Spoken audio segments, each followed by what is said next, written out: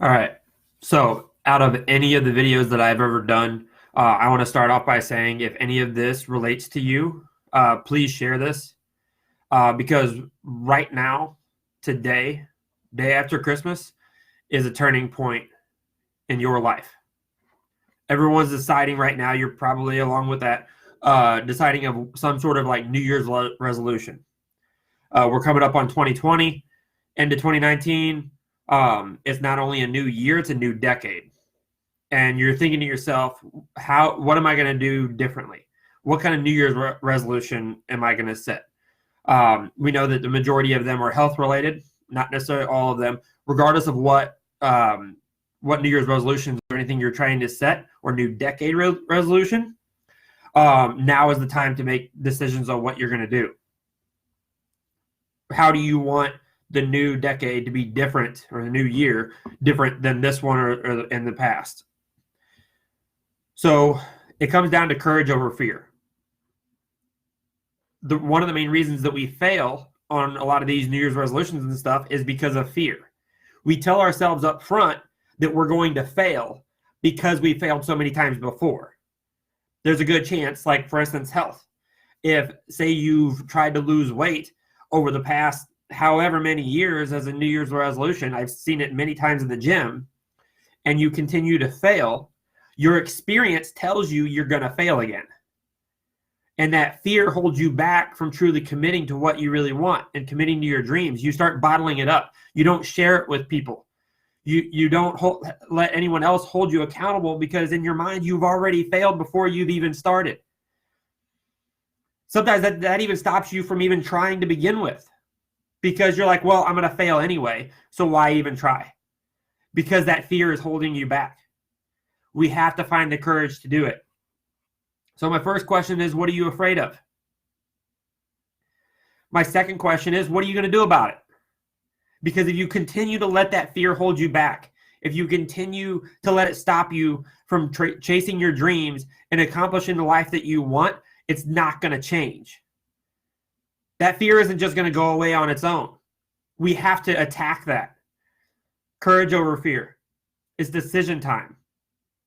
Today, this week, is decision time. This is the time. In between Christmas and New Year's is when everyone wants to start figuring out what we're going to do for 2020. I know my goals.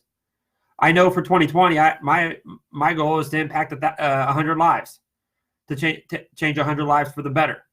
I'm working on some other goals that I'm thinking about as well. Some other minor, like personal things. Like, for instance, I don't know how to swim. It was a fear for a long time. I was not good at it. I was afraid to. I'd go out in the water. I'd have like a life vest and stuff on. I'd go out play with friends. I'm tall, so I would just like make the excuses and just like stay in the 5-foot area so I can at least keep my head above water. But that's one of my goals. Like right now, I'm announcing that I'm holding myself accountable this spring or summer. I'm going to learn how to swim. I want to start getting into music and stuff maybe later, like at some point this year. I don't have an exact time frame of this year, but I'm going to start working on that. I want to get into like playing an instrument or something.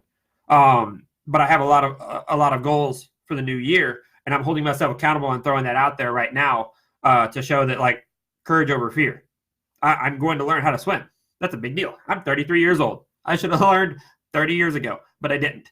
But I'm going to do it this year and accomplish that. This morning I was listening to a podcast, and I listen to him all the time, and he had this guy on, Nick Santonastaso. I don't know how to pronounce his last name. Look him up. If you look up Nick No Legs, he actually said to do it this way. Look up Nick No Legs, you'll find him. He was born with this condition. He's missing both his legs and he's missing one arm. And his parents told him from when he was a baby, when he went to get dressed, they just like, when he's like 3 or 4 years old, they just hand him clothes and be like, figure it out. Because life isn't going to make it easy for you. You have to find ways to make it work. When he got into high school, he decided he wanted to be a wrestler. This dude has one arm and no legs. And guess what? He made it to the varsity wrestling team because he decided that he was going to do it. He decided he wanted to be a bodybuilder, and he did that too. He met The Rock. The Rock actually was inspired by him. The Rock actually asked to meet him because of how inspirational he was, because he didn't let fear hold him back. He didn't let other people's judgment and stuff like that hold him back. He was on a plane one time, and the plane was going to be pretty full, and the seats beside him that were the last two filled because no one wanted to sit by him. And at first he was really upset with himself because he's like, well, no one cares for me. No one wants to sit by me. They think I'm weird or whatever. And finally he's like, wait a minute. He goes, I'm looking at this all the wrong way. I have the most leg room in the plane because I'm in the disabled section. And he changed it around. But courage over fear. He's no longer afraid of what other people are going to think of him. He knew that, like, I can do anything that I set my mind to. I just might have to work harder in a little bit different way than other people. You've accomplished a lot of things as well when it comes to courage over fear, and you might not even realize it. The majority of you are not like Nick. You have legs. When you were a baby, when you tried walking, you fell down a bunch. I guarantee you didn't just get up and start running. You fell down multiple times. But your courage and your determination helped you overcome that fear of falling again, and you kept doing it. Same thing like when you learned to ride a bike. Your courage helped you overcome that fear of falling. But at some point in our lives, that goes away. Some point, for some reason, the fear starts winning. We let other people tell us what we're going to accomplish. We let our own selves tell us what we can and cannot do. One of the quotes I love, whether you tell yourself you can or you tell yourself you can't, you're right. If you keep telling yourself you can't do something, then yeah, you're not going to be able to do it. But if you continue to tell yourself you can do it and change the voices in your head, change your mindset, you can overcome it. You can get to where you want to be. Some other things aside from just learning how to walk that I realized, like, I was kind of reflecting back on this as I've been thinking about it. The Courage Over Fear is actually something I got from the book I've been reading, Help Smartly Receive. I always like to give shout outs to it because I highly recommend this book. But I was thinking back to different situations in my life. Like, all right, well, when did I use courage over fear? And some of them I didn't even realize I've been doing this for so long. When I think back to some of the earlier ones were high school. In high school, and I decided, like, I wanted to start dating. And I would ask girls out. And I went about it all the wrong way. And it was, looking back, it was weird and whatever. Sometimes you just got to try. But experience got better. But anyway, the first, I think it was like, because I counted because I was a nerd like that. I think it was like 15 or so girls. The first like 15 or so that I asked out said no. But courage over fear. I could have told myself, like, well, I guess I'm just going to be single for the rest of my life. But no, I kept going. And in the end, I found the woman of my dreams. And it was actually through online dating, surprisingly. I was never good at, like, going to bars and stuff like that and asking girls out, but I found a way.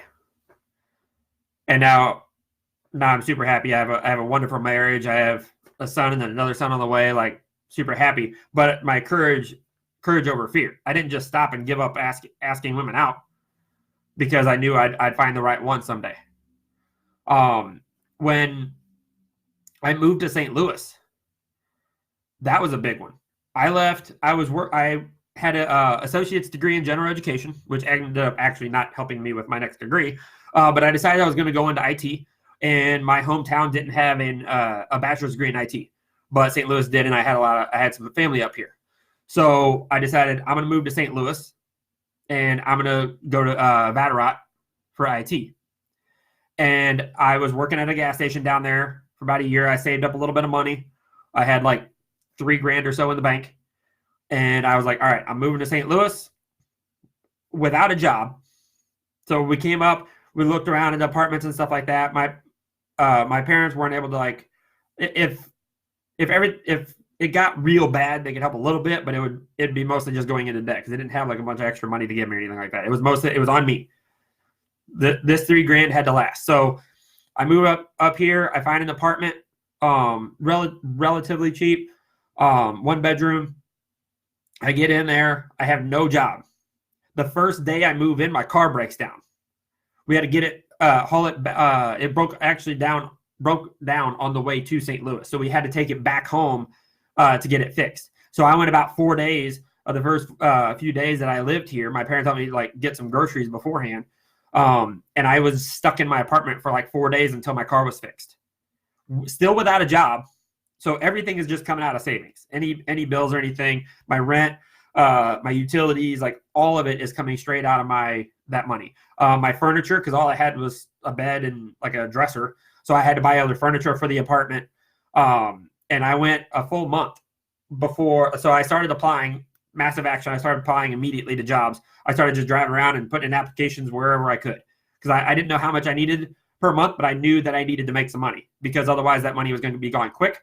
And started applying, started working at Office Max at the time, and it was literally, I think I had maybe 2 weeks left of my savings whenever I got my first check from Office Max. So I moved up here without a job and got a job, got an apartment and everything, and started going to school because I was following my dreams. Courage over fear. I didn't let the fear of not getting a job hold me back, because I've done it before. I've gotten other jobs. I just had to apply more places. Then when I started actually working in IT, so for the first 2 years, or a little over a year, that I was working at Office Max, I was barely getting by. I was barely making just enough to pay my bills. I never ate out. I never went out and partied or anything like that, because I couldn't. There was no extra money. I was literally made the exact amount I needed to pay my bills. I started in IT, started making a little bit more, still not a lot. I did that for 7 years. Decided I wanted to change careers. I left an IT career where you can make a ton of money, salary job, benefits, and all that. I left that to pursue personal training. Once again, courage over fear. I knew that that it was potential for people to fail in personal training. I know it's happened, but I didn't let that hold me back, because I knew that if I put in the action, I would not fail, because it's just not an option for me. So I did it. I went to school for personal training, started training, left my IT job, ended up making more, actually, in the fitness industry than I did in my IT job, and more fulfilled, because that's what I wanted. I followed my passion, my dreams. Then fast forward, also, actually backtrack a little bit. Before that, I also ran a half marathon that I didn't know that I could do. The furthest I had ever ran beforehand was 3 miles, and that had been years beforehand. My cousin asked me, like, hey, you should run this half marathon with me. And I was like, or marathon first. I got her talked her down to a half marathon. But I was like, how far is that? She's like, 13.1 miles. I was like, good Lord. I was like, the furthest I've ever ran is 3. I was like, lately I haven't even ran 1. And so I trained for it hard for 6 months, ended up running it. Didn't let it hold me back. When I got into powerlifting, I didn't compete, but my goal was deadlift 500 pounds. And I got to the point where I did it. I remember the day, it was earlier this year, that I walked up to the bar and I was about to pull. I mean, I'd been working my way up, but I was about to pull 500 pounds, and it was scary, because I've seen other people hurt themselves before, and I know like deadlift is actually a super safe movement when done properly, but still the voices in the back of my head were like, I could hurt myself. I could blow a disc. I could do whatever. I had trained properly for it. Don't just go try to pick up 500 pounds. I have the experience in the background and certifications and stuff to do it. But it still didn't change the fact that, like, before I actually picked up the bar, I was a little bit hesitant. But courage over fear, because I knew that was my goal, and I knew if I didn't do it, I was going to regret not trying it. And I would rather try and fail than go through life regretting not trying it. Even the first video of these I did, like you've been seeing, I do these every day. The first couple of videos, I was a little nervous. I was a little scared. But I knew that I had info out there that I needed to put out there that people needed to hear. And if every single one of my videos, if I reach at least one person, then that is worth it to me. Because there are too many negative things out there, too many negative people, too many people telling you you will fail. And anyone I can reach is going to help. Whenever the Nick that I told you about, whenever he first started posting like videos of his lifts and stuff like that, he posted some things that he wanted to reach at least a few people. He wanted to inspire a few people, and now he's inspired millions. That's what I want. I want to inspire and change the world. So here's my question for you. Courage over fear. What do you want the new year to look like for you? Health, finances, relationships, career, blah, blah, blah. What do you want the new year to look like? What do you want the new decade to look like? What are you afraid of? What are you willing to overcome?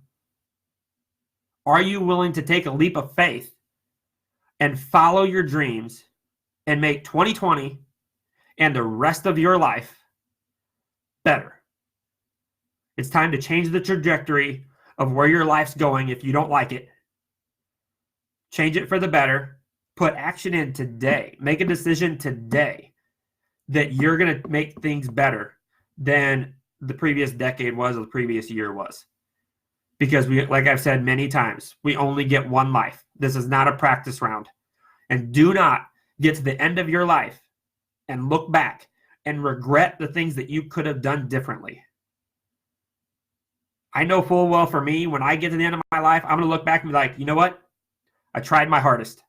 I put in the work. I did everything I could, and I can die satisfied that I did everything I could and impact this world in a positive way based on my dreams and my goals.